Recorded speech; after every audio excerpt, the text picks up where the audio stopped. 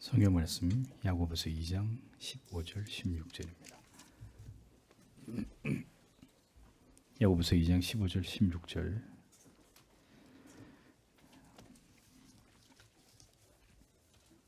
같이 읽겠습니다. 만일 형제나 자매가 헐벗고 일용할 양식이 없는데 너희 중에 누구든지 그에게 이르되 평안히 가라 더웁게 하라 배부르게 하라 하며 그 몸에 쓸 것을 주지 아니하면 무슨 이익이 있으리요. 오늘은 웨스트민스터 대교리문답 142문 제8계명에 금지된 죄는 무엇인가인데 제가 읽어드리겠습니다. 좀 더 정확한 번역으로 제8계명에서 금지하는 죄는 요구된 의무를 소홀히 하는 일 외에도 도둑질, 강도질, 인신매매, 훔친 물건을 취득하는 것입니다. 또한 사기에 의한 거래, 저울과 자를 속이는 것, 땅의 경계표를 옮기는 것, 사람들 사이에 불공정하고 불성실한 계약이나 신탁입니다. 또한 압제, 강탈, 고리대금, 뇌물수수, 소송의 남용, 불법적으로 공유지를 사유지화하는 것과 주민을 추방하는 것입니다. 그리고 가격 인상을 위한 매점, 불법적인 직업, 이웃에게 속한 것을 빼앗거나 압류하여 우리 자신을 부유하게 하는 다른 모든 부당하고 악한 방법과 탐욕입니다. 또한 세상의 것들을 과도하게 소중히 여기고 좋아하는 것, 이것들을 얻어 보존하고 사용하기 위한 불신앙적이고 산만하게 하는 염려와 추구, 타인의 번영을 시기하는 것 또한 게으름, 방탕, 낭비적 도박과 다른 방법으로 우리의 재산에 손해를 끼치는 것, 이로 인해 하나님께서 주신 재산의 바른 사용과 위로를 스스로 속여 빼앗는 것입니다. 이렇게 번역이 됩니다.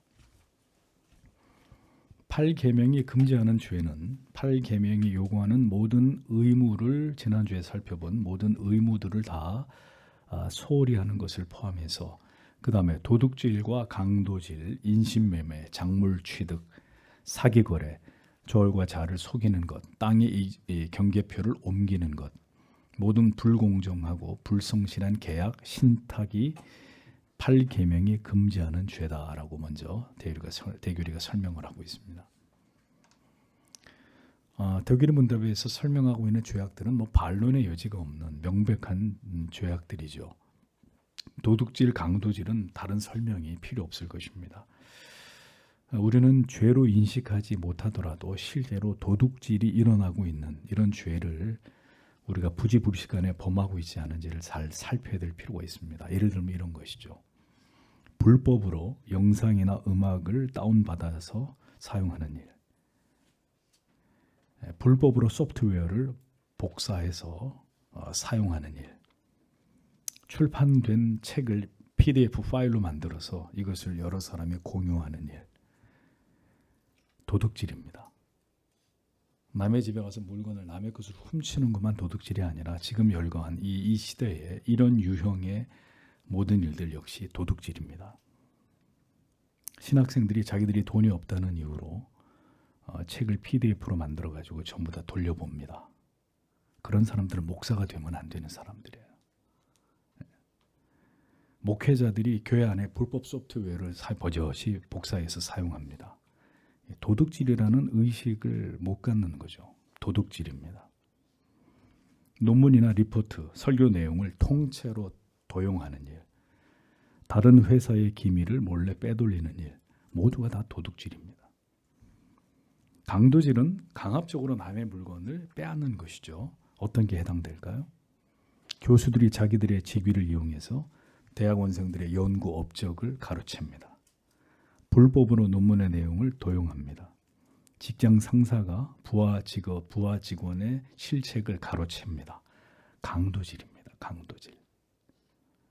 칼을 들고 다른 사람을 위협해서 그 사람에게 물건을 뺏는 것만 강도질이 아니라 이런 것들도 전부 다 강도질이 되는 것이죠. 인신매매는 몸값을 받기 위해서 사람을 납치하는 것이죠. 장기매매도 유사합니다. 도둑질한 물건을 구입하는 일, 속여서 물건을 파는 일, 측량 도구를 속여서 물건을 팔아 이익을 취하는 행위, 모두 8계명이 금하는 죄를 범하는 일들이라는 거죠. 자, 요즘은 당근마켓 이런 직거래가 보편화되고 있습니다. 그런데 문제는 이렇게 물건을 주고받는 것 가운데 물건의 원래 가격보다 더 높은 가격을 정해가지고 거래를 합니다. 혹은 작물을 거래하게 된다. 자, 여러분 신자는 신중하게 생각해 봐야 돼요. 이런 당근 마켓이나 이런 것들을 이용해서 물건을 사거나 팔 때 속여서 파는 일이 없어야 되고 이게 작물인지 뭔지 확인할 길이 없잖아요. 모르고 훔친 물건을 구입하면 어떤 물건을 맞교환하게 되면 이건 죄가 아닙니까? 모르고 하면 다 죄가 아니에요? 그러니까 이제 이런 경우에 우리가 정말 조심해야 될 필요가 있는 거죠. 알 수가 없잖아요. 이 물건의 근거가 누가 주인인지. 장사를 하는 사람이 저울을 속이고 치수를 속여서 부당하고 불법한 이익을 얻는 일, 식재료의 단가를 낮추기 위해서 건강에 해가 되는 불량한 식재료를 가지고 음식을 만들어서 파는 행위, 자, 이런 모든 일들이 명백하게 죄가 된다라는 사실을 신자는 기억해야 합니다. 지계표는 경계석을 가리키죠. 땅을 구분하기 위해서 구획을 정하는 것이 지계표인데 이것을 함부로 옮기는 것을 하나님은 금하셨습니다. 그러니까 이웃의 부동산이나 이웃의 재산을 은밀히 도둑질하는 일이 되는 거죠. 타인의 땅이나 물건이나 어떤 공간을 사용하면서 합당한 비용을 주지 않는 것, 임대료를 내지 않는 것, 이것을 떼먹는 것, 이런 것 전부 다 8계명을 범하는 죄가 되는 것입니다. 요즘에 전세 사기 같은 일들이 빈번히 일어나죠. 부정한 거래, 사기 계약, 신탁, 이 모든 일들이 다 8계명을 어기는 죄가 된다라는 것을 우리는 바르게 알고 있어야 합니다. 성경은 분명히 돈이 죄라고 말씀하고 있지 않아요. 돈을 사랑하는 것이 일만 악의 뿌리가 된다고 말씀하고 있는 거죠. 모든 물질에 대한 탐욕이 부르는 죄들입니다. 억압, 강탈, 고리대금, 뇌물, 불필요한 소송, 부당하게 공유지를 사유하는 것, 사람들을 강제로 추방하는 것, 그리고 가격 인상을 위한 매점, 불법적인 직업, 이웃에게 속한 것을 빼앗거나 압류하여 우리 자신을 부유하게 하는 다른 모든 부당하고 악한 방법과 탐욕 등이 8계명이 금하는 죄라고 이어서 설명을 합니다. 여러분, 공산주의 국가를 보십시오. 독재자에게 대항하면 재산을 몰수하고 강제 노역을 보냅니다. 기독교인들에게 종교의 자유를 빼앗아 버리고 잔인하게 고문하고 죽입니다. 그러니까 권력과 지위를 이용해서 억압과 강탈하는 일은 하나님이 미워하시는 죄입니다. 하나님의 저주가 임하는 죄예요. 건물주가 무리하게 임대료를 올리는 것, 가난한 자를 억압하는 것입니다. 국가가 과도한 세금을 징수해서 국민들에게 허리를 휘게 만드는 이런 일들 부당한 일입니다. 돈을 빌려주는 일 자체가 불법은 아닙니다. 그런데 어려운 형편임에도 불구하고 높은 이자를 받는 고리대금, 이런 행위가 죄가 되는 것입니다. 불법적인 뇌물을 이용해서 청탁을 하고 될 수 없는 일을 뇌물을 먹여서 되게 만드는 일, 그래서 또 다른 피해자를 만들어내는 일은 분명히 죄가 되는 일입니다. 또 지금 시대를 보세요. 고소 고발이 소송이 난무한 시대입니다. 법을 이용해서 사람들에게 고통과 해를 끼치는 것은 불필요한 소송이라는 거예요. 정말 억울한 일에 있어서 법을 가지고 심판을 하려고 하는 게 아니라 그냥 뭐 막 걸어버려. 요즘에 그냥 막 정치인들 이 정치적인 이런 문제 때문에 서로 고소 고발하잖아요. 사실 이런 일은 앞으로 교회가 세상으로도 공격을 받게 될 한 유형이 될 것입니다. 소송을 당하게 되면 막대한 시간과 비용이 발생합니다. 또 물질적, 정신적인 엄청난 스트레스를, 손실을 감당해야 됩니다. 그래서 그걸 괴롭히는 거죠. 쓸데없이 소송을 걸어가지고 그 사람 피를 말리는 거예요. 신자가 신자를 상대로 고소고발하는 것, 성경이 금한 것입니다. 그러니까 누구든 불필요하게 법을 이용해서 다른 사람에게 고통과 괴로움과 피해를 입히는 일은 하나님의 법이 금지한 일이다 라는 사실을 기억해야 합니다. 또 부당하게 공유지를 사유화하는 것과 사람들을 강제로 추방하는 것 역시 하나님의 계명이 금하고 있는 바인데, 성경은 가난한 자의 집과 땅을 빼앗는 것을 엄격히 금하고 있습니다. 그러니까 공유지를 개인이 법을 어기고 사유화하는 것도 불법이지만 국가가 정당한 보상도 해주지 않으면서 사유주를 국유화해서 강제로 어떤 일들을 집행하는, 행정적으로 집행하는 일 또한 이건 불법한 일입니다. 새로운 도시가, 신도시가 세워지는 일 때문에 원래 그 자리에서 살던 약자들이 아무런 대책 없이 길거리에 쫓겨나게 되고 그들의 집이 철거되는 이런 일들, 사악한 일들입니다. 합당한 보상을 해줘야죠. 보상을. 옛날에는 그냥 조직폭력배들 동원해가지고 철거만 해서 다 때려 부셔버리고 사람들 두드려 패고 쫓아내고 이런 일들이 얼마나 비일비재했습니까? 다음으로 8계명을 어기는 일은 가격 인상을 위한 매점, 불법적인 직업, 이웃에게 속한 것을 빼앗거나 압류하여 우리 자신을 부유하게 하는 모든 부당한 악한 방법, 탐욕이라고 설명을 합니다. 수요보다 공급을 줄입니다. 왜? 고의적으로 가격을 올리기 위해서 생산자들이 담합을 하는 이런 일들 있죠. 악한 일들입니다. 재고가 있는데도 가격이 오를 때까지 물건을 공급하지 않다가 높은 가격에 폭발적인 수입을 올리는 이런 일들, 다른 사람의 재산에 피해를 주는 악한 행위입니다. 신자는 이와 같은 방식으로 돈을 벌어서는 안 되고 그런 담합에 결코 함께해서는 안 된단 말이죠. 직업에는 귀천이 없습니다. 그러나 악한 직업은 존재합니다. 부정한 방법으로 돈을 벌든지 혹은 다른 사람들에게 피해를 입히면서 돈을 버는 모든 직업들이 여기에 속합니다. 하나님은 레위기 23장 18절에서 창기가 번 돈과 개 같은 자의 소득은 어떤 서원하는 일로든 내 하나님 여호와의 전에 가져오지 말라. 이 둘은 다 내 하나님 여호와께 가증한 것임이니라. 이렇게 말씀했습니다. 그래, 하나님의 법을 어기면서 죄를 지으면서 악한 소득을 얻는 모든 직업이 불법한 직업입니다. 그렇게 해서 돈을 벌어서 하나님 앞에 드린들 하나님은 결코 이것을 기뻐 받으시는 신이 아니시라는 거죠.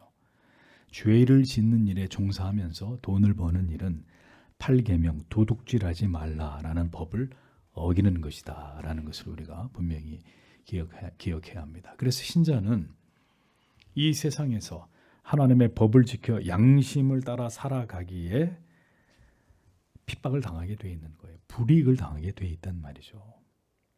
네. 세상은 다 불법, 편법으로 다 눈 감아주고 그게 관행이 돼 있잖아요. 근데 거기서 나는 그렇게 할 수 없습니다. 나는 법대로 절차대로 제대로 하겠습니다. 그러면 이제 계획이 파기가 되거나 불이익을 당하거나 정상적으로 사업을 할 수 없는 이런 상황에 내몰리게 되는 거죠. 우리는 그 모든 것을 믿음으로 감당하면서 그 모든 일들을 그 과정을 통해서 빛과 소금의 사명을 감당해야 된다라는 사실을 신자는 언제나 생각하고 있어야 합니다. 반짝이는 게 다 금이 아니란 말이죠. 신자에게는 이웃에게 속한 것을 빼앗거나 압류해서 우리 자신을 부유하게 만드는 부당하고 악한 행위들이 모두 8계명을 어기는 것이 된다고 교리문답은 설명을 하고 있습니다. 고용주가 아주 인색한 사람, 탐욕스러운 사람이에요. 그래서 고용인들을 아주 적은 임금을 주면서 노동력을 착취하고 있다면 정당한 일을 행한 것에 대한 그 사람의 몫을 지금 그 고용주가 갈취하고 있는 거잖아요. 그에게 속한 것을 빼앗는 것입니다. 명백한 도둑질이 되는 거죠. 이웃의 감나무가 내 마당까지 이렇게 드리워졌습니다. 감나무의 가지가. 자, 내 마당 위에 있는 거니까 그 감 따먹어도 괜찮습니까? 그 감이 내 것입니까? 마음대로 감을 따먹는단 말이죠. 나의 이익을 위해서 불법하고 부당하게 이웃에게 피해를 입히는 일은 성경이 분명히 금하고 있는 일입니다. 언제나 우리의 마음이 하나님의 은혜로부터 멀어지고 하늘나라의 소망이 옅어지게 되면 우리의 마음에 치고 들어오는 것이 있습니다. 그게 뭐예요? 탐욕과 탐심이에요. 그러니까 하나님의 나라가 멀어지고 내세에 대한 소망이 희미해지면 이 현세, 보이는 세상, 물질 세계 여기에 대한 탐욕과 탐심이 급증할 수밖에 없는 것은 당연한 얘기입니다. 지금은 황금 만능주의 시대이고 배금 사상이 지배하는 세상이기 때문에 가진 것과 가지지 않은 것의 차이가 아주 현격하게 벌어지고 있는 그런 세상입니다. 그러니까 언제나 비교되고 그로 인해서 상대적인 박탈감이 클 수밖에 없는 이런 세상을 우리가 지금 살고 있습니다. 그러니 현실에 만족이 되지 않는 거예요. 예? 돈만 있으면 모든 것을 더 낫게, 더 편리하게, 더 고급스럽게 할 수 있는데 만족이 되지 않는 거죠. 성도라 하더라도 우리 안에 은혜가 식어지면 불평, 불만, 원망이 그 자리를 채우게 됩니다. 더 누리고 싶고 더 가지고 싶고 나도 이렇게 살고 싶지 않다는 세속적인 욕망과 생각이 마음을 장악해버리게 됩니다. 여기서부터 이제 내가 갖지 못한 것들에 대한 탐욕이 발동하는 거예요.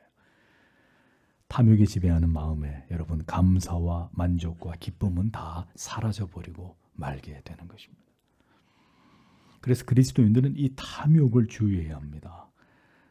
탐욕을 주의해야 된다는 말은 탐욕을 갖지 말아야지라는 생각으로 되는 게 아니라 언제나 그리스도로 나를 충만하게 해야 탐욕이 나를 지배하지 않게 되는 거죠.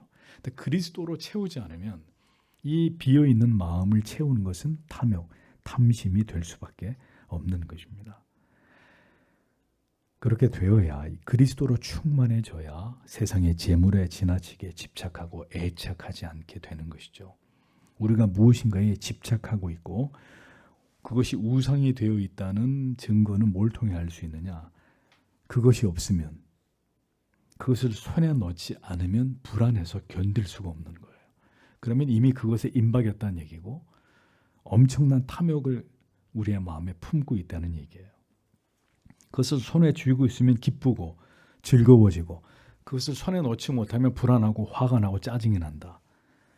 뭔가 우상이 내 안에 만들어졌다는 얘기고 지금 그것에 엄청 내가 집착하고 있다는 얘기가 되는 것입니다.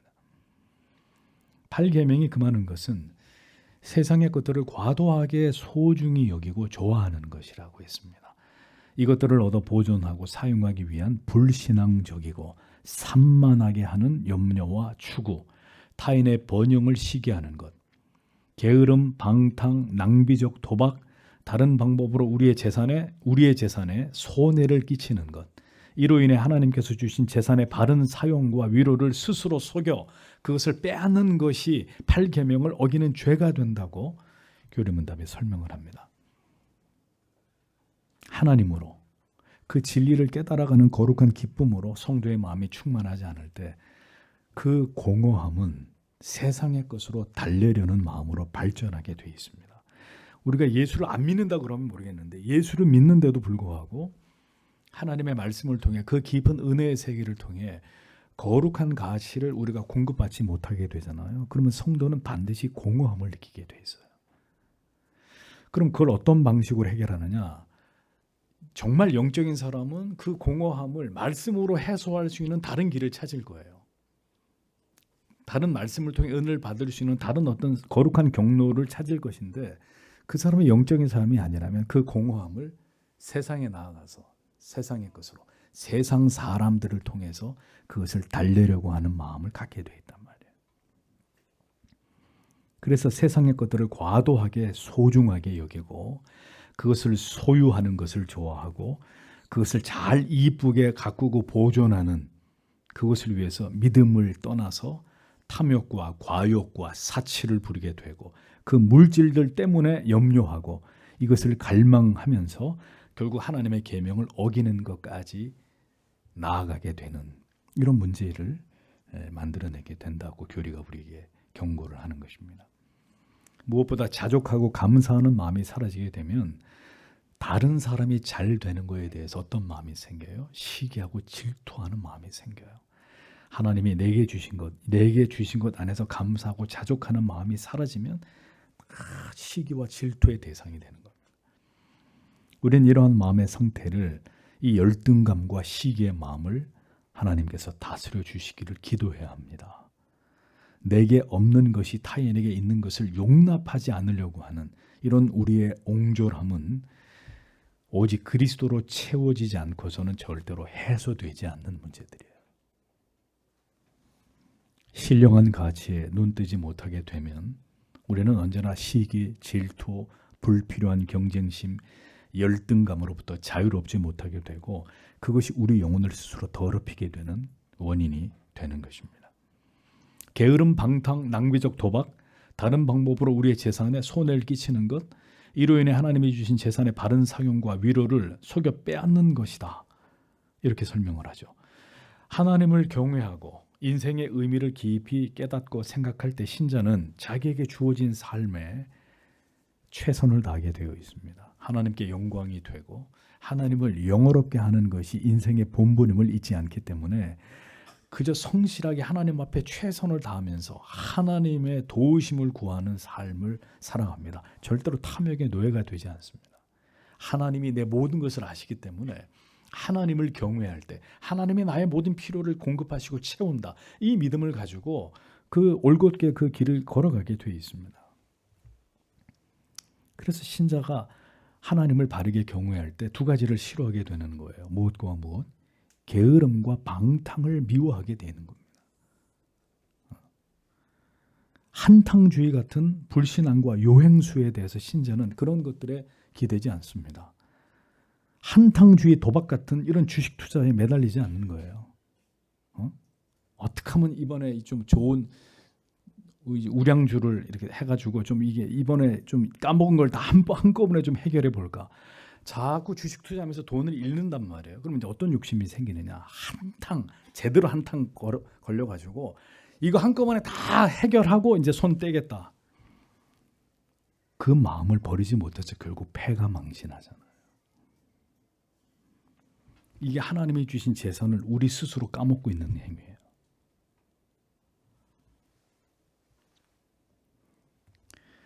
이런 일들은 올바른 재산 증식의 방법이 아니기 때문에 결국 재산상의 큰 손실을 초래하게 되어 있습니다. 하나님은 성실하게 일하고 하나님을 신뢰하는 자에게, 하나님을 경외하고 그 뜻대로 살고자 하는 모든 자들에게 그들의 필요를 채우시는 분이십니다. 그것을 약속해 주셨습니다. 하나님을 경외하고 그 법과 계명을 지키고 성실히 사는 자에게 하나님은 반드시 물질적으로 위로하시고 채우시고 그에게 사랑과 자비를 보이시는 분입니다. 그러나 우리의 게으름과 방탕과 물질을 낭비하는 도박 같은 행위는 이것은 하나님의 위로와 하나님이 우리에게 공급하고 채우시려고 하는 모든 것들을 스스로 발로 차버리는 어리석은 일이 된다는 것을 성도는 깨달아야 됩니다. 하나님은 분명히 그 사랑하는 자들에게, 모든 부모가 그 사랑하는 자녀의 필요를 채워주고 싶어 하듯이 하나님은 그 사랑하는 자녀들의 모든 필요를 채우십니다. 그러나 게으르고 나태하고 불로소득을 꿈꾸는 한탕주의를 꿈꾸는 어리석은 자에게는 하나님은 절대로 그리하지 않으십니다. 하나님을 신뢰하기에, 하나님을 경외하는 일을 모든 일의 우선순위에다 두고 오직 하나님을 신뢰하고 그 법과 계명을 지켜 살아가는 자들에게 하나님은 그렇게 그들에게 모든 것을 공급하시고 채우시는 은혜를 베풀어 주시고 이것은 하나님이 우리에게 분명히 약속하신 바입니다. 성도 여러분, 그러므로 세상을 바라보지 마십시오. 많은 세상 사람들이 걸어가는 그 길로 걸어가서는 안 됩니다. 오직 하나님을 바라고 하나님을 의지하는 자들이 되십시오. 물질의 노예가 되지 말고 오직 믿음으로 하나님의 뜻을 행하는 삶을 살아가십시오. 모든 것은 하나님께서 그 사랑하는 자녀들에게 공급하시는 것입니다. 정직하고 진실한 자녀들을 절대로 굶기거나 허덕이게 하시는 하나님이 아니십니다. 우리는 모두 하나님께로부터 시간과 물질과 재능과 건강을 잠시 위탁받은 청지기들입니다. 내게 아니에요.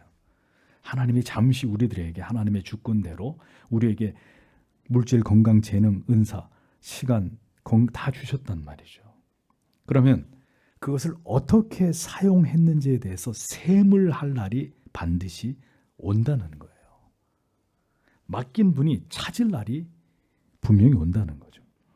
우리의 재산과 타인의 재산을 보호하고 어떤 경우에 있어서도 낭비하거나 그것이 우상이 되는 삶을 성도 여러분 멀리 하셔야 됩니다. 하나님이 전능하신 하나님이 우리의 아버지가 되신다는 사실을 잊어서는 안 됩니다.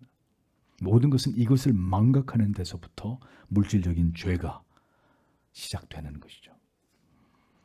주께서 우리의 모든 삶 속에서도 주 되심을 경험하면서 인생을 사는 동안 오직 하나님을 경외하면서 하나님이 우리에게 허락하신 길로만 행하는 모든 하나님의 자녀들, 그래서 하나님께 신령한 은혜와 복을 받는 여러분들이 되시기를 축복합니다. 기도하겠습니다.